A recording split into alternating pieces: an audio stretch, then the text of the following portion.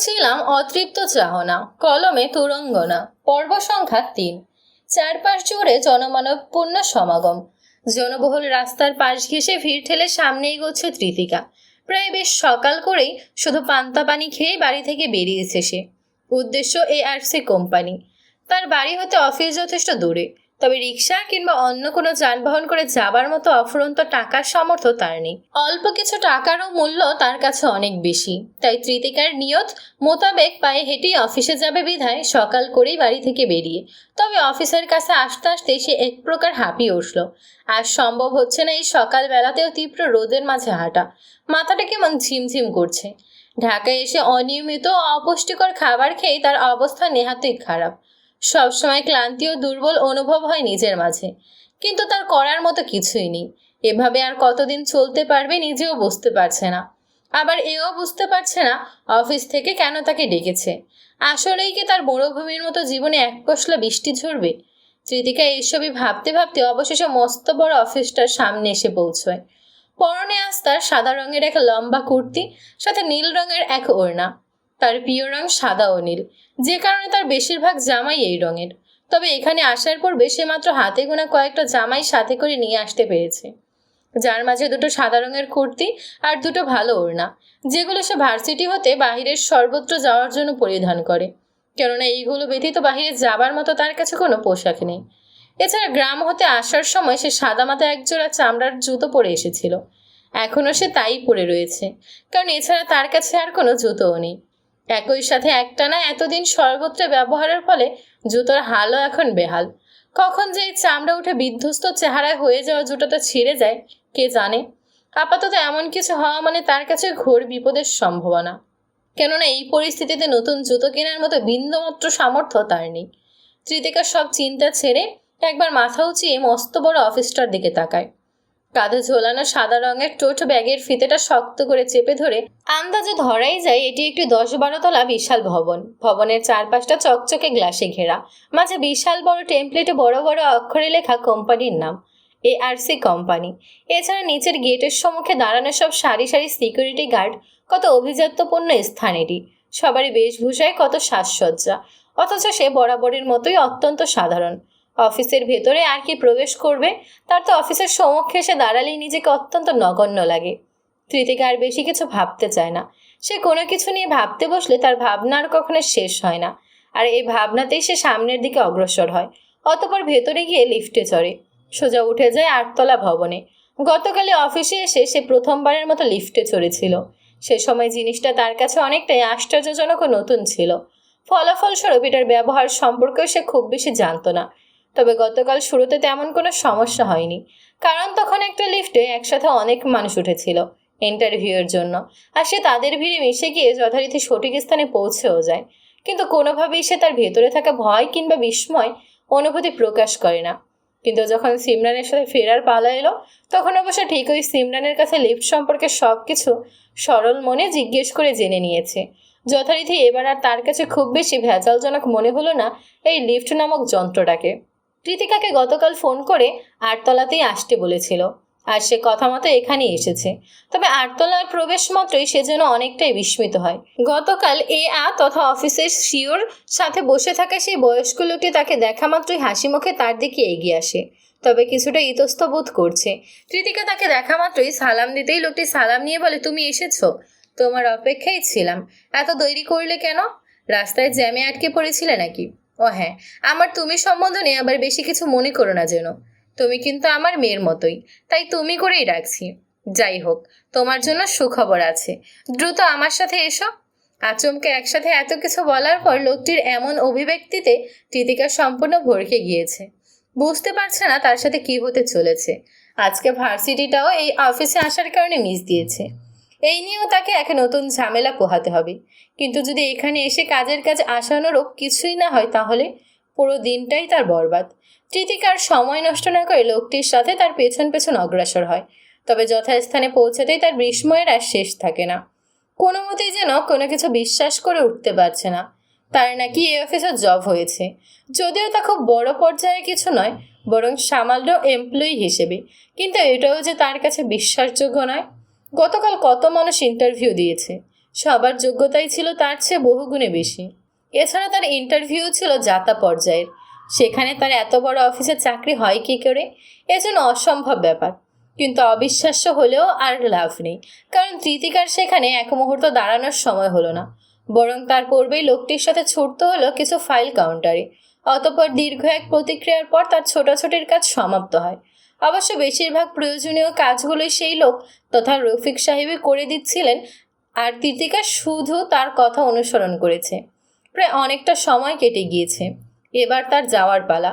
রফিক সাহেব তাকে কিছু ফর্ম বুঝিয়ে দিয়ে যাওয়ার পথে বলল, আজকে আর স্যার কাজের জন্য অফিসে আসেননি, আর তোমার কাজ শুরু হচ্ছে 1 তারিখ থেকে। সময় করে ওদিন তাড়াতাড়ি অফিসে এসো, স্যারের সাথে দেখা করতে হবে। প্রথম দিনেই দেরি হলে আবার সমস্যা, স্যার এসব পছন্দ করে না। রফিকের কথা চুপচাপ শোনার পর সে শুধু কিঞ্চিত মাথা ঝাঁকায়। বর্তমানে তার একই সাথে আনন্দ কিংবা চিন্তা দুটোই হচ্ছে। একবার মনে হচ্ছে এসব স্বপ্ন, আবার মনে হচ্ছে এই সবই সত্য। আর যদি সত্যি হয় তবে যেন এই যাত্রায় তার জীবন সার্থক। এই একটা পার্ট টাইম জবে 14,000 টাকা, এ যেন আশ্চর্যজনক ব্যাপার। এই টাকায় তো তার পুরো মাস ধুমধাম করে চলে যাবে। এমনকি সে চাইলে কিছু টাকা তার বাড়িতেও পাঠাতে পারবে। বাড়ির অবস্থা তো তেমন ভালো না। তার কাকিমা না জানি কত কষ্ট করে লুকিয়ে লুকিয়ে তার কাছে টাকা পাঠায়। কিন্তু তবুও যে একটা সমস্যা থেকেই যাচ্ছে। তার চাকরি শুরু হতে চলেছে আর কিছুদিন পর, সোজা 1 তারিখ হতে। আর স্যালারি পেতে পেতে সে তো সোজা আগামী মাস শেষে। কিন্তু এতদিন পর্যন্ত সে কি করবে? এই মাসটা তো কোনো মতে পার করতে হবে। না, কাকিমাকে ফোন করা ছাড়া আর উপায় নেই। গতকাল ফোন ধরেনি বিধায় সে আর ফোনও করেনি। কিন্তু আজ বাড়িতে গিয়ে নিশ্চিত আবারও ফোন করতে হবে। সাথে তার জব হওয়ার সুখবরটাও দিতে হবে। কৃতিকা এই ভাবনায় হাসি মুখে অফিস থেকে বেরিয়ে পড়ল। কিন্তু এই মধ্যে দুপুরে হেঁটে হেঁটে বাড়ি ফেরা যেন তার পক্ষে সম্ভব হলো না। অল্প কিছুটা পথ যেতেই তার দুর্বল শরীর ঝিমঝিম করে হেলতে দুলতে শুরু করে। মাথাটা বারংবার চৎকর দিচ্ছে, যেন এমন অবস্থায় নিজেকে একা সামলানো দেয়। সে আর উপায় না পেয়ে ব্যাগ হাতে রেখে 60 টাকার মতো পড়ে আছে। এখন যদি গাড়ি করে বাড়ি যেতে চায় তবে তার এই পুরো টাকাটাই খরচ পড়বে। কিন্তু এখন যদি পুরো টাকাটাই যাতায়াতে খরচ করে তবে পরবর্তীতে সে কি করবে? বাড়িতে তার অবশিষ্ট টাকা নেই বললেই চলে। কৃতিকা আর বেশি কিছু ভাবতে পারে না। বারংবার মাথা ঘুরছে তার। টাকার চেয়েও বেশি চিন্তার বিষয় এখন ঠিকঠাক মতো বাড়িতে পৌঁছানো। এই অজানা শহরে রাস্তায় জ্ঞান হারিয়ে পড়ে থাকলে তাকে উদ্ধার করে ঠিকঠাক মতো বাড়ি ফেরানোর মতো কেউ নেই। এতটাই একা সে এই শহরে। টাকার হিসাব মাথা থেকে ঝেড়ে সে একটা রিক্সা নিয়ে চলল তার বাড়ির উদ্দেশ্যে। টাকা গেলে যাক, আগে সুস্থ মতো বাড়ি পৌঁছানো জরুরি। পরের চিন্তা না হয় পরেই করা যাবে। কৃতিকার ভাগ্যটা আজ এতই খারাপ যে এই কড়া রোদ্দুরেও রাস্তায় বিশাল এক যানজট লেগে রয়েছে। রিক্সা নিয়েও যেন কৃতিকা খুব বেশি একটা লাভ হলো না। এই রৌদ্রময় দুপুরে ট্রাফিক জ্যামের মাঝে আটকা পড়ে থাকতে হলো দীর্ঘ সময়। যার পুরো সময়টাই হুড়তোলা রিক্সায় বসে সে দীর্ঘশ্বাস ফেলে নানা হিসেব নিকাশ কষতে লাগলো। এভাবেই দীর্ঘ সময় পর প্রায় সন্ধ্যা বিকেলে তার বাড়ি ফেরার সৌভাগ্য হলো। সারাদিন না খেয়ে থাকায় চোখে এখন সে সবকিছু ঝাপসা দেখছে। রিক্সা হতে নিচে পা ফেলতেই যেন তার সম্পূর্ণ দুনিয়া এক পাক ঘুরে গেল। এরই মাঝে আবার ব্যাগ থেকে 60 টাকা বের করে রিক্সাওয়ালাকে দিতেও যেন তার বেশ অনুশোচনা হলো। কিন্তু এরপরও তার বিপত্তি কমে না। এত যানজট ঠেলা দীর্ঘ রাস্তা পেরিয়ে আসায় রিক্সাওয়ালা মামা গুনে গুনে আরো 40 টাকা বেশি চেয়ে বসলো। এতেই যেন কৃতিকার মাথায় আকাশ ভেঙে পড়ল। এই মুহূর্তে আবার 40 টাকা কোথায় পাবে? তার ঘরে হয়তো শেষ 100 টাকা পড়ে রয়েছে। এটা তার শেষ সম্বল। রিক্সাওয়ালা যেভাবে টাকার জন্য জেঁকে বসেছে তাতে বাদ বাকি টাকা না দিয়েও উপায় নেই। শেষমেশ সে বাধ্য হয়ে রিক্সাওয়ালাকে অনেক অনুরোধ করলো, তবুও কোনো লাভ হলো না। সে আরো বেশি বিপত্তিকর পরিস্থিতিতে পড়ে যায়। পরক্ষণে আর দেরি না করে রিক্সাওয়ালাকে বাড়ির বাইরে রাস্তায় রেখে সে চলে যায় ঘরে থেকে টাকা আনতে। কিন্তু নিচতলা অবধি আসতেই তার পা থমকে যায়। নিচতলায় বাড়িওয়ালার বাসার সামনে তার আসিফ ভাই দাঁড়িয়ে। উঁচু লম্বা সুষম দেহের এক সুদর্শন পুরুষ। হাসি খুশি তার মুখশ্রী, তবে কপালে কিঞ্চিত দুশ্চিন্তার ভাঁজ। কিন্তু সে ভাঁজ যেন কৃতিকাকে দেখা মাত্রই মিলিয়ে যায়। সে কিছুটা স্বস্তির নিঃশ্বাস ফেলে কৃতিকার দিকে এগিয়ে আসে। কিরে, কোথায় ছিলে এতক্ষণ? সে কতক্ষণ হলো তোকে ফোন দিচ্ছি। তোর ফোন কোথায় রে? তোর হুঁশ আছে তো? সে কখন থেকে তার জন্য টেনশন করে যাচ্ছি। এতদিন পর এখানে এসে দেখি তুই নেই। আমি তো ভেবেই কুল পাচ্ছি না। তোর কি থেকে কি হলো? আসিফ হলো তৃতিকার সেই কাকিমা তথা আমিনার একমাত্র ছেলে, যার সাথে বিয়ে দিয়ে তৃতিকাকে বৌমা করতেই আমিনার এত সব তোড়জোড়। তবে এই বিয়ের পরিকল্পনা নিয়ে আসিফ কিংবা তৃতিকা কেউই কিছু জানে না। তাদের কথোপকথন হতে সবকিছুই হয় ভাই বোন হিসেবে। আসিফ তৃতিকার চেয়ে বয়সে যথেষ্ট বড়। শহরের এক প্রান্তে মোটামুটি এক বড় কর্পোরেট কোম্পানিতে চাকরি করে। মাস শেষে যা পায় তা পরিমাণে খুব বেশি না হলেও ছেলেটা অনেক চমৎকার ব্যক্তিত্বের হওয়ায় এই পুরো টাকাটাই সে নির্দ্বিধায় তার বাড়ির মানুষগুলোর জন্যই খরচ করে। আর এখন তার দায়িত্বের মাঝে তৃতিকাও অন্তর্ভুক্ত হলো। তৃতিকা খেয়াল করে দেখলো তার আসিফ ভাই বাড়িওয়ালার সাথে হাসি খুশি মনে কথা বলছিল। বাড়িওয়ালাকে এমন হাসি খুশি দেখে সে কিছুটা অবাক হয়। গত কটা মাসে বাড়ি ভাড়া টাকা না দেওয়ায় বাড়িওয়ালা তার দিকে ঠিক মতো মুখ ফিরিয়েও তাকায় না, অথচ এখন তাকে তার সামনে দেখে কেমন খুশি মনে হয়েছে। তবে সে এসবে তোয়াক্কা না করে সরাসরি আসিফের উদ্দেশ্যে কিছুটা বিস্ময় স্বরে বলে, আসিফ ভাই, তুমি এখানে কিভাবে এলে? তার কথা শুনে আসিফ তাৎক্ষণিক কিছু বলতে চায়, কিন্তু কি যেন ভেবে পরক্ষণে বলে, আচ্ছা এসব না হয় পরে কথা হবে, আগে তোর ঘরে নিয়ে চল, কথা আছে তোর সাথে। তিতিকাও তার কথা মতো তাকে নিয়ে উপরে নিয়ে যেতে চায়। সেও যেন বুঝতে পেরেছে আসিফ কেন তার কথাটা এড়িয়ে গেল। বাড়িওয়ালা তার সম্পর্কে সঠিকভাবে কিছুই জানে না। সে যে এক পালাতক ব্যক্তির ন্যায় শহরে, তা বাড়িওয়ালা জানলে হয়তো অনেক কিছুই মনে করে বসবে। তবে আসিফকে নিয়ে দোতলায় যাওয়ার পথে তার আচমকা মনে পড়ল রিক্সাওয়ালাকে টাকা দেওয়া হয়নি। সে দ্রুত আসিফের উদ্দেশ্যে বলে, ভাই তোমার কাছে 40 টাকা হবে, রিক্সাওয়ালা মামাকে দিতে হবে। উনি গেটের বাইরে দাঁড়িয়ে, আমি ভুলে গিয়েছিলাম প্রায়, আমি না হয় ঘরে গিয়ে বাকি টাকা। ধুর পাগলি, তোকে কেন টাকা দিতে হবে? আর হ্যাঁ, টাকা কেন থাকবে না, এই নে, আচ্ছা তুই থাক, আমি গিয়েই দিয়ে আসছি।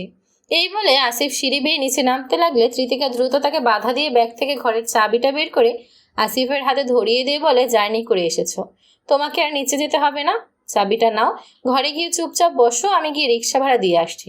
তার কথা শুনে আসিফ আর জোর করে না, তাকে টাকাটা দেয়।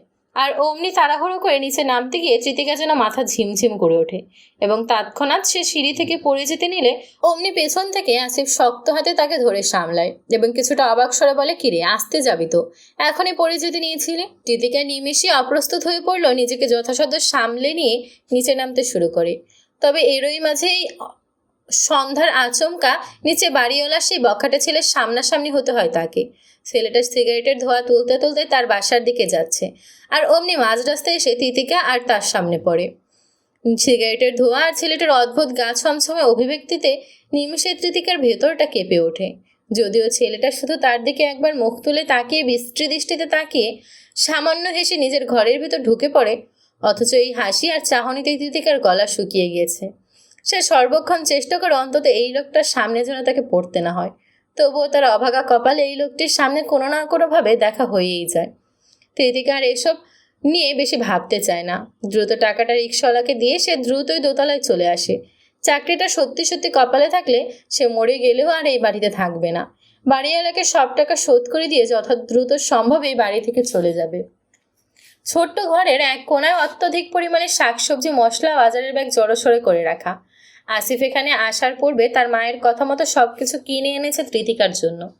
তৃতিকার খোঁজ বাকিদের মতো সেও জানতো না। তবে গতকাল রাতে হুট করে তার মা তাকে তার খোঁজ সহ কিছু টাকা পাঠিয়ে দেয়। তখন সে অত্যধিক পরিমাণে বিস্মিত হলো। শেষমেশ তৃতিকার খোঁজে তার বাড়ি অবধি চলে আসে, কিন্তু এখানে এসেই ছোট্ট ঘরের হাল দেখে সে বেশ অবাক হয়। তার এখন সব হারিয়ে পূর্বের তুলনায় নিম্নবিত্তদের আওতায় চলে এলো তাদের পরিবারের কেউ কখনো এমন পরিবেশে এমন জায়গায় থাকেনি। অথচ তালুকদার বাড়ির মেয়ে আছে এই অবস্থা দেখে সে বেশ আশ্চর্য হয়। আসিফ তৃতিকার ভাঙাচোরা বিছানার একপাশে চুপচাপ বসে আছে। তৃতিকা তার জন্য আনা চাল ডাল থেকে অতি দ্রুত রান্না বসিয়ে দিয়েছে। তৃতিকাকে এখানে দেখে আসিফ যেন বিস্মিত, তেমনি আসিফকে এখানে আসাটা যেন তৃতিকার কাছে বেশ অবাক করার মতো। তৃতিকা ঘরের একপাশে রান্না করতে করতে আসিফের উদ্দেশ্যে বলে, আসিফ ভাই, তোমাকে এত সব কিছু কে আনতে বলেছে? আমি একা একা এত সব কদিনে খাবো? ওর কথা শুনে আসিফ চারপাশের ভাঙাচোরা দেয়াল হতে নজর সরিয়ে সরাসরি তৃতিকার দিকে ফিরে তাকায়। কিছুটা নিষ্পিহেই বলে ওঠে, এত কিছু কোথায়, অল্পই তো নিয়ে এলাম। আর হ্যাঁ শোন, তোর এখানে যে ফ্রিজ নেই তা মা বলেছিল, তাই কিছু মাছ আর মাংস তোর বাড়িওয়ালাকে বলে তাদের ফ্রিজে রেখে এসেছি, মনে করে নিয়ে এসে রান্না করে খাস। আসিফের কথা শুনে তৃতিকা যেন ভূত দেখার নেই চমকে উঠল। সে দ্রুত চুলার কাছ থেকে সরে এসে আসিফের কাছে এসে বলে, এটা তুমি কি করেছ? তৃতিকার এমন অভিব্যক্তিতে আসিফ কিছুটা ভড়কে গিয়ে বলে, কেন রে, কি করলাম আবার?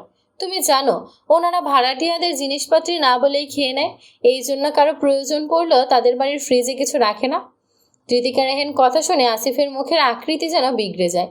কপাল কুঁচকে আশ্চর্যের স্বরে বলিস কিরে, এ কেমন লোকজন রে বাবা? আর দুনিয়াতে এত বাড়িঘর থাকতে এমন অদ্ভুত বাড়িতে থাকিসই বা কেন? তো কি করব, আর উপায় কি? উপায় কি মানে? আচ্ছা শোন, তোর বাড়ি ভাড়া হয়তো বাকি ছিল, বাড়িওয়ালার কাছে যেতেই বকেয়া টাকা চেয়ে বসেছিল, তাই আমি ওটাও দিয়ে এসেছি। আসিফের এই কথা শুনে কৃতিকা যেন কিছুটা বিরক্তই হলো। সে বিরক্তির স্বরে আসিফের উদ্দেশ্যে আওড়ায়, তোমাকে এসব করতে কে বলেছে? আর তোমাকে এখানে আসতেই বা কে বলেছে শুনি? নিশ্চয়ই কাকিমা বলেছে, তাই না? তো আর কে বলবে? গতরাতে মা কিছু না বললে আমি তো কিছু জানতেই পারতাম না। দেখেছো তোমার মাটা কেমন? কাল কতবার ফোন করলাম অথচ ধরলো না। আর এদিকে ছেলেকে পাঠিয়ে দিয়েছে এত সব বাজার সদাই নিয়ে আসতে।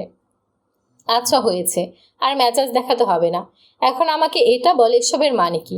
পুরো গ্রাম মহল্লায় ছড়াছড়ি তালুকদার বাড়ির মেয়ে বাড়ি থেকে পালিয়ে গিয়েছে। এখন তো এমনও খবর বের হচ্ছে তুই নাকি কোথাকার না কোথাকার ছেলের সাথে পালিয়ে চলে গিয়েছিস। এসব নিয়ে সবার কথা ছিছি কাণ্ড। অথচ কাল রাতে আচমকা মা ফোন করে বললো তুই নাকি এখানে আছিস। মাঝে তোর খোঁজ জানে, এতেই তো আমি আশ্চর্য হয়েছি। আবার বলেছে তোর বিষয়ে যেন কাউকে কিছু না বলি। আচ্ছা আমাকে খুলে বলতো এসবের মানে কি? আসিফের কথায় কৃতিকার কপালে চিন্তার ভাঁজ পড়ে। তার নামে যে গ্রামে এসব মিথ্যা অপবাদ ছড়েছে, এই ভাবতেই তার মনটা বিষিয়ে যাচ্ছে। তবে সে নিজেকে দৃঢ় রেখে একে একে সবকিছু আসিফকে বলতে শুরু করে। আসিফের সবকিছু শুনে প্রচন্ড অবাক হয়। তার মাই যে এত সব কিছু করেছে তা নিতান্তই আশ্চর্যের বিষয়। আবার কৃতিকার পড়াশোনার জন্য এত কিছু করাতে মায়ের প্রতি তার একটা বিশেষ ভালো লাগাও কাজ করেছে। কিন্তু এরই মধ্যে আবার তার কিছু বিষয় মাথায় এলেই সে কিছু একটা ভেবে নিয়ে কৃতিকার উদ্দেশ্য বলে, হ্যাঁ রে কৃতিকা, তুই কেন এত কষ্ট করছিস বলতো? কাকুর তো জমি জমা কম ছিল না, এখনো যা আছে তার সবটাই তো তোর। তাহলে এইগুলো কাজে লাগালেই তো হয়। বাবা কাকাদের কাছ থেকে জমি জমাগুলো বুঝে নিলেই হয় না? আসিফের কথা শুনে কৃতিকার কপাল খানিকটা কুঁচকে যায়। সে কিছুটা ভাবুক স্বরে বলে, বাবার কিসের জমি জমার কথা বলছো? আমি তো জানি বাবা কাকাদের সবকিছু মহামারী আর নদী ভাঙনেই শেষ হয়েছে। তাহলে? আরে কি বলিস এইসব? তুই তো দেখে কিছুই জানিস না। আমাদের দাদা ভাইদের অনেকটা জমি বিক্রি করে অনেক আগে কাকা শহরের কিছু জমি জমা করে রেখেছিল। এই নিয়ে দাদা ভাই আর কাকার মাঝে কিছুদিন দ্বন্দ্বও হয়েছিল। যদিও আমি এসব খুব বেশি জানি না, কারণ তুই তো জানিস এত বড় হওয়ার পরও বাবা কাকারা এসব বিষয়ে আমার হস্তক্ষেপ পছন্দ করে না। সেখানে আমিও কখনো তাদের এসব বিষয় নিয়ে মাথা ঘামাই না। কিন্তু এইটুকু জানি যে কিছু ভেজাল থাকলেও কাকুর অনেকটা সম্পত্তি তোর পাওয়ার কথা। তুই চাইলে আমি না হয় তোর বিষয়টা নিয়ে কোনো এক সময় বাবা কাকাদের সাথে বসবো। তালুকদার বাড়ির মেয়ে হয়েও তোর এই অবস্থা তো মানার মতো না। কৃতিকা আসিফের কথাগুলো অবাক হয়ে শোনে। এটা মিথ্যে নয় যে তার কাকারা জমি জমার বিষয়ে এখনো ছেলে সন্তানদের হস্তক্ষেপ পছন্দ করে না। সেখানে সে তো হলো মেয়ে, যথারীতি তার এইসব বিষয় নিয়ে ভাবনার মতো কোনো সুযোগই নেই। তবে আসিফের কথাটা সে ফেলতে পারল না। ঘটনা যদি সত্যি হয় তবে এটার তো একবার খোঁজ খবর চালাতে হবে। আপাতত এসব থাক, পরে না হয় সময় করে একবার তার কাকিমার সাথে এসব নিয়ে আলোচনা করা যাবে।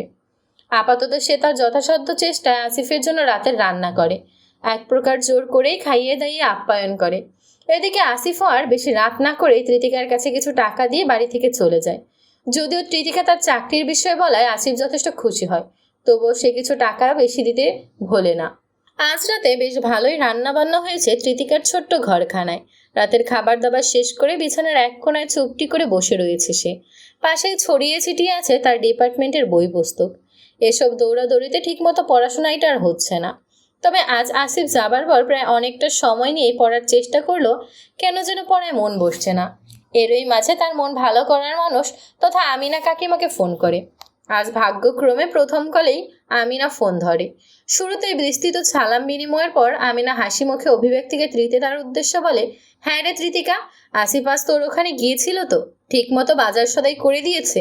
কোনো কিছু লাগলে এখন থেকে সোজা ওকে ফোন করবি, ও তোর কাছে সব কিছু নিয়ে হাজির হবে। আর কিছুদিন কষ্ট কর, দেখিস তোর কাকিমা তোর জন্য ওই কি জানি কয়, সারপ্রাইজ নাকি, ওইটাই দিব তোকে। আমিনা রেহেন কথায় তৃতিকা কিছুটা অবাক হলেও আকস্মাৎ হেসে ফেলে। পরক্ষণে কিছুটা উৎসুক কণ্ঠে বলে, তুমি আমায় সারপ্রাইজ দেবে? কি সারপ্রাইজ দেবে? এখনই বলো না প্লিজ। এভাবে একে একে দুজনের মাঝে খুনসুটি ও মজার দীর্ঘ সময় এক কথোপকথন চলতে থাকে। আর একটা পর্যায়ে এসে তৃতিকার আচমকা আসিফের বলে যাওয়া সেই জমি জমার বিষয়টা মাথায় আসে। তখনই সে কিছুটা আগ্রহী হয়ে আমিনার উদ্দেশ্যে বলে, আচ্ছা কাকিমা, তোমার না একটা বিষয়ে কিছু জিজ্ঞেস করা ছিল। তুমি জানো কিনা জানি না, কিন্তু আমি শুনলাম আমার বাবার নাকি এখনো শহরে কিছু জমি জমা আছে। যদিও সেগুলো নাকি কিছুটা ভেজালে, কিন্তু কাকারা যদি একটু ব্যবস্থা করে দেয় তাহলে ওসব নাকি আমার নামে। তৃতিকার কথা সম্পূর্ণ হয় না, বরং তার পূর্বেই তৃতিকাকে বিস্মিত করে দিয়ে আকস্মাৎ আমিনা তার রুক্ষ স্বরে বলে, এসব জেনে তুই কি করবি? তোকে এসব বিষয়ে কে বলেছে শুনি? আচমকা তার কথার স্বর এমন পাল্টে যেতে দেখে তৃতিকা খানিকটা অবাক হয়। তবুও সে নিজেকে ধাতস্থ করে বলে, কেন কাকিমা, আমি কি কিছু ভুল? হারামজাদি, তোর জন্য এত কিছু করতেছে তবুও তোর হয় না? ওই এক টুকরো জমি জমায় কি আছে? ওইটার জন্য এখন খামসা পারিস? শালি হতচ্ছাড়ি, আবার যদি কখনো দেখেছি এসব নিয়ে মাথা পিড়াপিড়ি করতেছিস, বিশ্বাস কর এই আমিনা তোরে মাটিতে গাইরা রাখবো কইয়া দিলাম। পড়তে পাঠাইছে মন দিয়া পড়, নয়তো আর কিছু কইলাম না। কাকিমা, কৃতিকার কথা বলার যেন কোনো সুযোগই হয় না। আকস্মিক এমন ঘটনা যেন তার কাছে স্বপ্নের মতো ঠেকেছে। তার কাকিমা এইমাত্র তাকে এইসব কথা বলল, এসব সে কি করে বিশ্বাস করবে? শুধুমাত্র ওই জমি নিয়ে এইটুকু জিজ্ঞেস করায় তার কাকিমা এত কথা শুনিয়ে দিল। আসলে সবাই তার কাছে চায়টা কি? এমন কি রয়েছে যা সে জানে না? কৃতিকা এত কিছু ভেবে উঠতে পারে না। তার চোখ বেয়ে অনর্গল পানি ঝরছে। সে হঠাৎ করেই সবকিছু বদলে গিয়েছে, যেন হঠাৎ করেই সবকিছু বদলে গিয়েছে। এতদিন যাকে ভরসা করে পাছে পেয়েছে, সেই কাকিমার মুখ থেকে এমন কথাগুলো শুনে তৃতিকার ভেতরে ভেতরে তীব্রভাবে ভেঙে পড়েছে। কেমন একটা চাপা কষ্ট আর অপমানবোধ তার বুকের মধ্যে জমাট বেঁধে আছে। সে চুপ করে বসে থাকে, কিন্তু কিছু বলতে পারে না। ফর্সা গাল ভিজে সিক্ত হয়, নাকের পাটা ফুলে লাল হয়। আর সে শুধু ভাবতে থাকে, এই দুনিয়ায় সে আসলে কার কতটা আপন? এমন কেউ কি আছে যে সত্যি সত্যি শুধুমাত্র তারই হবে? সব সময় সর্বক্ষেত্রে তার ভেতরটাকে বুঝবে, তাকে নিঃস্বার্থে ভালোবাসবে? আর এখনও এমন কি কি অজানা রয়েছে যা সে এখনও জানে না? বাতাস থমথমে হয়ে ওঠে। ঘরের নিস্তব্ধতার ভেতর শুধু তৃতিকার নিঃশব্দ কান্না আর একরাশ প্রশ্ন ছড়িয়ে থাকে, যা সর্বদার ন্যায় উত্তরহীন। সারারাত নির্ঘুম কাটিয়ে আজ অনেকটা বেলা হয়ে গিয়েছে। গত কয়েকদিন হাতে তৃতিকার চোখে ঘুম নেই। সে রাতের ঘটনার পর তার কাকিমার সাথে আর কোনো যোগাযোগ হয়নি তৃতিকার। নিজে থেকে কয়েকবার ফোন করেও সাড়া পায়নি। এমনিতেই মন মেজাজ সব কেমন বিগড়ে রয়েছে। এদিকে দেখতে দেখতে শেষমেশ মাস ফুরিয়ে নতুন মাসের 1 তারিখে চলে এসেছে, অথচ তৃতিকার সেদিকে তেমন খেয়াল নেই। এতদিন মন খারাপের সাথে ছিল তার কাকিমা, অথচ সে নিজেই এখন তৃতিকাকে কষ্ট দিচ্ছে। তার সাথে কথা বলতে না পারার কষ্টটাই তৃতিকার সবচেয়ে বড় কষ্ট। এসব চিন্তা ভাবনা মাথা থেকে সরিয়ে তৃতিকা অফিসের জন্য তৈরি হতে শুরু করে। সেদিন রফিক সাহেবে ভালো করেই বলে দিয়েছিলেন যেন সকাল সকাল অফিসে আসে, অথচ আজ প্রথম দিনেই তার দেরি হওয়ার সম্ভাবনা। আর মাঝে যদি ট্রাফিক জ্যামে আটকে পড়ে তবে আর আজ রক্ষে পায় কী করি? তৃতিকা এইটুকু সময় নষ্ট না করে ব্যাগে কিছু টাকা নিয়ে অফিসের উদ্দেশ্যে রওনা দেয়। এবার অবশ্য পুরো রাস্তা হেঁটে যাবার মতো সিদ্ধান্ত সে নিল না। হাতে টাকা পয়সা বেশ ভালোই আছে। যথারীতি সে যাবার জন্য একটা রিক্সা ভাড়া করে। অফিসে আসা মাত্রই আবারও রফিক সাহেবের সাথে তার দেখা। এবার অবশ্য তিনি তৃতিকাকে বেশি কিছু বলার সুযোগ দিলেন না, কারণ তৃতিকা আসতে নির্দিষ্ট সময়ের চেয়ে অনেকটা দেরি হয়ে গিয়েছে। অথচ তার আরও অনেক আগেই আসার কথা ছিল। ফলস্বরূপ তাকে নিয়ে যেন রফিক সাহেব নিজেই কিছুটা চিন্তিত। শুরুতেই সে তৃতিকার উদ্দেশ্যে বলল, সেদিন কতবার করে বলে দিলাম সময় নিয়ে সকাল সকাল অফিসে এসো। স্যারের নিয়ম অনুবর্তিতা মারাত্মক, না জানি তোমার কপালে কি আছে। চাকরিটা পাওয়ার আগে হারালেই কাহিনী বরবাদ। রফিক সাহেবের এহেন কথায় তৃতিকা কিছুটা ঘাবড়ে যায়। অবশ্য সে করবেই বা আর কি। তাকে কিছুটা ঘাবড়ে যেতে দেখে রফিক সাহেব ভারী শ্বাস ফেলে, খানিকটা মলিন হেসে বলে, চিন্তা করো না, ঘাবড়ানোর মতো কিছুই নেই। তোমার কপালে চাকরিটা থাকলে অবশ্যই হবে, না থাকলে তবে তুমি কিন্তু বাকি সবার থেকে কিছুটা স্পেশাল। স্যার কিন্তু মানুষ দেখে মন গলে যাওয়ার মতো লোক না, অথচ তুমি সবার চেয়ে ছোট হয়েও সে তোমাকে চাকরির জন্য অফার দিয়েছে। তোমার ভাগ্য আছে বলতে হয়। তৃতিকা মনোযোগ দিয়ে চুপচাপ রফিকের কথাগুলো শুনল। মনে কিছু প্রশ্ন জাগলেও সেসব জিজ্ঞেস করার মতো আর সময় হলো না। বরং তার আগে রফিক সাহেব তাকে সিওর চেম্বারে যাবার জন্য উদ্বেগের সহিত পাঠিয়ে দিলেন। উচ্চতর একটি ভবনের শেষ প্রান্তে কাচ ঘেরা এক বিশাল কক্ষে স্থপিত সেই অফিস রুম যেন আধুনিকতাকে সযত্নে জড়িয়ে আভিজাত্যের চাদরে। চারিদিকের দেয়াল জুড়ে শোভা পাচ্ছে ধূসর নেভি ব্লু রঙের সংযমী সংমিশ্রণ, যার প্রতিটি ইঞ্চিতে ছড়ানো এক ধরনের কঠোর সৌন্দর্য, সংহত এবং নিয়ন্ত্রিত, একেবারে যেন তার নির্দিষ্ট ব্যক্তির ব্যক্তিত্বের মতোই। কক্ষের মাঝখানে কালো অ্যাশরঙের উডের তৈরি একটি বিশাল ডেস্ক, যার উপর রাখা সিগনেচার স্টাইলের মার্বেল পেপারওয়েট, লেদার কাভার্ড ডায়েরি এবং একটি কম্পিউটার। ডেস্কের পিছনে আছে একটি হাইব্যাক লেদার চেয়ার। এক চেয়ারের চেয়ে রাজকীয় সিংহাসন বলাই শ্রেয়। ডান দিকে বিশাল কাচের জানালাটি খোলা শহরের দিকে মুখ করে আছে। নিচে মানুষের ভিড়, যানবাহনের জট আর দূরের দিগন্ত, সবই যেন তার পায়ের নিচে। এছাড়া মিনিমাল সোফা সেট ও সেন্টার টেবিল, ব্যবসায়িক অতিথিদের জন্য সংরক্ষিত। টেবিলের উপরে কিছু ম্যাগাজিনের স্তূপ এবং তার পাশে রাখা এক বোতল ভিন্টেজ স্কচ আর দুটি ক্রিস্টাল গ্লাস। বাম দিকের বুকশেলফে গুছিয়ে রাখা রয়েছে ফাইনাস্ট সাইকোলজি ও স্ট্র্যাটেজির বিজনেস রিলেটেড বইসহ আরও কিছু পুরনো নোটবুক, হয়তো যেখানে লেখা আছে এআরসি কোম্পানির সিও ওরফে আধির রায়হান চৌধুরীর প্রথম উদ্যোগের না পড়া সকল অধ্যায়গুলো। সেলফের উপর এক কোণায় সযত্নে রাখা কয়েকটি চকচকে ট্রফি। কেবল এইটুকুই যেন এই ঠান্ডা প্রফেশনাল ঘরে এক বিন্দু উষ্ণতা যোগ করেছে। ঘরের সর্বত্র জুড়ে রয়েছে শীতল এক নীরব আধিপত্য, যেখানে কেউ উচ্চস্বরে কথা বলে না, কেবল সকলের সম্মান করে। কারণ এই কেবিন শুধু একটি অফিসের নয়, এটি এআরসি সাম্রাজ্যের হৃদয় কেন্দ্র। তিতিকা দরজা ঠেলে দিয়ে চারপাশটা দেখতে দেখতেই যেন বিষম খেল। তার সম্মুখে যে কেউ বসে থেকে তার ভাবগতির পর্যবেক্ষণ করছে তা সে কুলক্ষণেও টের পাচ্ছে না। প্রায় অনেকটা সময় পর কারো গলা খাকানোর শব্দে তিতিকার ধ্যান ভাঙে। তৎক্ষণাৎ সামনের দিকে তাকাতেই নজরে পড়ে গম্ভীর অভিব্যক্তির সে আধির রায়হান চৌধুরীকে। হাই ব্যাক চেয়ারে পায়ের উপর পা তুলে কড়া দৃষ্টিতে তার দিকে তাকিয়ে। আর আধির রায়হানের এমন চাহনিতেই তৃতিকার চোখ মুখ চুপসে গিয়ে গলা শুকিয়ে গেল। এজন্য চাহনি নয়, বরং নিঃশব্দে কাউকে গিলে খেয়ে ফেলার বার্তা আভাস। তৃতিকা কি করবে না করবে কিছু বুঝে ওঠার পূর্বেই আচমকা সে দেখতে পায় আধির রায়হান তার গম্ভীর দৃষ্টি নিচে নামিয়ে নিয়েছে। তার নজর এখন কিছু ফাইলের দিকে। এদিকে তৃতিকা নিজেকে দ্রুত সামলে নিয়ে ভাবতে লাগে এই মুহূর্তে তার কি করা উচিত। তৃতিকা খেয়াল করে দেখে সে এখনো দরজার কাছেই দাঁড়িয়ে, আর সে এক মারাত্মক আহাম্মকের মতো দরজা খুলে ভেতরে আসার পারমিশন না চেয়ে রুমে প্রবেশ করে ফেলল। এমন অবস্থায় সে আরও বেশি ঘাবড়ে যায়, তবুও নিজেকে যথাসাধ্য চেষ্টায় সামলে নিয়ে ইতস্তস্বরে আওড়ায়, স্যার আসবো। ভেতরে যখন চলে এসেছেন তবে কিসের পারমিশন চাইছেন? এমন শীতল গম্ভীর কণ্ঠে তৃতিকা আকস্মাৎ চমকে উঠল। আধির রায়হান এখনো তার দিকে মুখ তুলে তাকায়নি, বরং সে না তাকিয়েই তৃতিকাকে এহেন কথা বলে দেয়। এদিকে তৃতিকা সাহস করে চুপচাপ তার দিকে এগিয়ে যায়। এরই মাঝে ভিজিটর চেয়ারের সামনে এসে চুপটি করে দাঁড়ায়। তৎক্ষণাৎ আধির রায়হান ওরফে গম্ভীর মুখ লোকটি বলে ওঠে, প্লিজ সিট ডাউন। আধিরের কথায় তৃতিকা মুখ তুলে এক পলক তাকে দেখে নেয়। পরক্ষণে আলতোভাবে ভারী শ্বাস ফেলে চুপচাপ চেয়ার টেনে গুটিসুটি হয়ে বসে পড়ে। তৃতিকা বসা মাত্রই আধির রায়হান মাথা উঁচিয়ে তার দিকে তাকায়। নিমেষেই তৃতিকা কিঞ্চিত ঢোক গিলে মাথা নিচু করে। So you are late on your first day. Tritika মাথা তুলে অধীরের দিকে তাকায়। গম্ভীর তীক্ষ্ণ এক চাহনি তার দিকে নিক্ষিপ্ত। আধিরের এই কথার উত্তরে তৃতিকা কি বলা উচিত বুঝতে পারল না। সে শুধু ধীর স্বরে আওড়ালো, সরি স্যার, আর কখনো দেরি হবে না। তৃতিকার কথায় আধির রায়হান কিঞ্চিত বাঁকা রুক্ষ হাসে। সে হাসিতে তৃতিকা খানিকটা ঘাবড়ে যায়। মন বলছে আজই তার এই অফিস থেকে বিদায় হয়ে যাবে।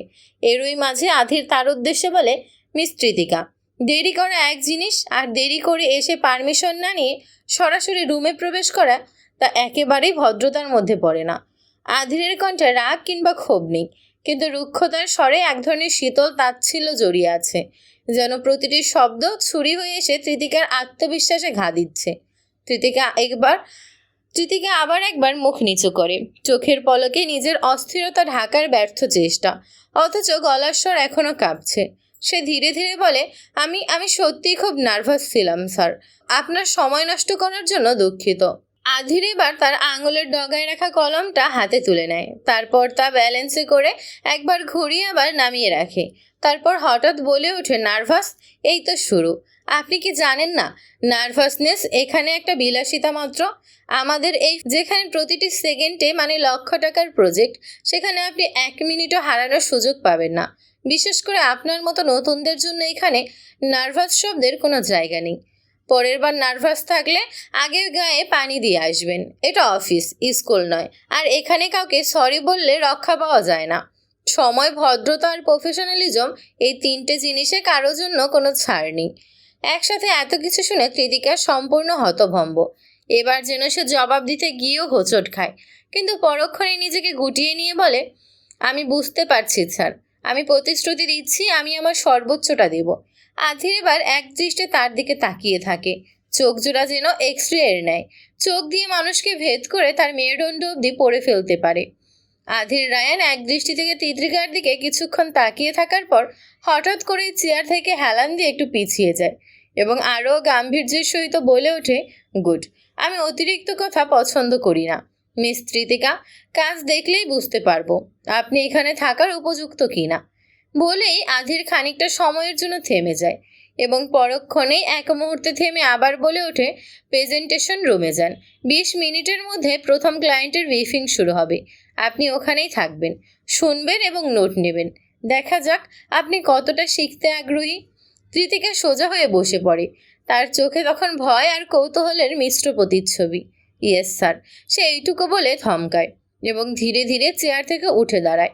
আধির রায়ান আর কিছু না বলে ফাইলের দিকে চোখ ফেরায়, যেন তৃতিকা এখন কেবল এক টুকরো বাতাস যা রুমে এসেছিল এবং চলে যাবে। তবে এরই মাঝে হঠাৎ আধির পেছন হতে তৃতিকার উদ্দেশ্যে বলে, মিস তৃতিকা।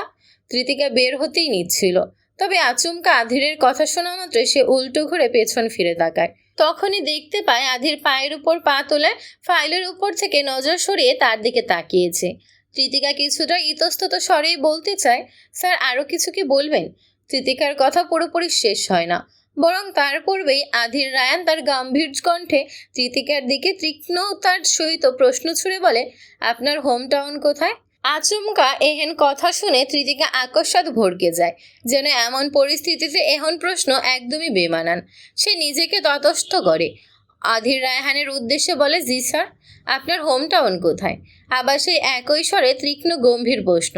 তৃতিকা আড়ালে খানিকটা ভারী শ্বাস ফেলে বলে, নারায়ণগঞ্জ। তৃতিকার কথায় আধিরের কপালে কিঞ্চিত ভাঁজ পড়ে। সে তৎক্ষণাৎ খানিকটা সন্ধিয়ান স্বরে আওড়ায়, নারায়ণগঞ্জ? জি স্যার। আধির কপাল কুঁচকে এক দৃষ্টিতে তৃতিকার দিকে তাকিয়ে থাকে, যেন কিছু একটা তার মন মতো হয়নি। এখানে যেন বিশেষ এক কিন্তু রয়ে গিয়েছে। তৃতিকার সিবিতেও সে নারায়ণগঞ্জের ঠিকানাই দেখেছিল, কিন্তু এটা যেন তার চিন্তাভাবনার সাথে সামঞ্জস্যভাবে ঠিক খাপ খাচ্ছে না। ওদিকে তৃতিকা যেন কিছুতেই বুঝতে পারছে না এখানে আদতে হচ্ছেটা কি। হঠাৎ এত বড় অফিসের সিও তার হোম টাউন নিয়ে পড়ে আছে, বিষয়টা কেমন যেন অদ্ভুত। তবুও সে নিজেকে যথাসাধ্য স্বাভাবিক রাখল। ততক্ষণে আধির তার খেয়াল থেকে বেরিয়ে গম্ভীর স্বরে আচমকা বলল, আপনি এখন যেতে পারেন। তৃতিকা তার কথার ভারী শ্বাস ফেলে, লোকটি সুদর্শন হলেও বয়সে তার কত বড়। এত বড় মানুষের কাছ থেকে বারবার আপনি শুনতেও অদ্ভুত লাগছে, কিন্তু এটা তো আর তার গ্রামের বাড়ি নয় যে গ্রামের চাচা মামাদের মতো আধিরও তাকে তুই তুমি সম্বোধন করবে। এসব ভাবতে ভাবতেই তৃতিকা খানিকটা মুচকি হেসে ফেলল। তার চিন্তা ভাবনা তার কাছে কিছুটা হাস্যকর ঠেকেছে। তৃতিকা ধীর পায়ে দরজা খুলে বেরিয়ে যায়, তবে বুকের ভেতরে যেন এক অজানা ঝড় শুরু হয়ে গিয়েছে। এটাই ছিল তার প্রথম দিন এবং তার প্রথম সংঘর্ষই আধির রায়ানের সঙ্গে। তবে এইটুকু সে এখনই বোঝা যায়, এই মানুষটা সহজ কেউ না। ফলে সে এই মস্ত বড় অফিসের গম্ভীর মুখ সিও ওরফে আধির রায়ান চৌধুরীর একটা বিশেষ নামও দিয়ে ফেলে। রুম থেকে বের হওয়া মাত্রই সে বিড়বিড় করে আওড়ায়, মিস্টার খারুস রায়ান চৌধুরী। এই বলেই সে নিষ্পিহে হেসে ফেলে, আর তার এই হাসি রুমের ভেতর থেকে সিসিটিভির স্ক্রিনের দিকে তাকিয়ে একজোড়া চোখ দেখতে দেখতেই কপাল কুঁচকে ফেলে। আধির তৃতিকার বলা কথাগুলো না শুনলেও স্ক্রিনে তাকিয়ে তৃতিকাকে দেখতে দেখতেই আচমকা তার হাসিতে সে অবাক হয়। এই মেয়েটা তার কাছে বেশ অদ্ভুত, কেননা সামান্য ভার্সিটি পড়ুয়া মেয়েকে তো আর সে এমনি এমনি এই অফিসে জব দেওয়ার জন্য সিলেক্ট করেনি। এর পেছনে অবশ্যই কিছু কারণ রয়েছে, যা সম্পূর্ণ স্পষ্ট না হলেও কিছুটা রহস্যজনক। আর এই অফিস হলো তৃতিকার চেনা জগতের বাইরে কোনো এক রুক্ষ শীতল গ্রহ, যেখানে এই অফিসের বস হলো তার চেয়েও বেশি রহস্যজনক, যে রহস্য সমাধান কেবলমাত্র সময়ের প্রতীক্ষাতেই জানা সম্ভব।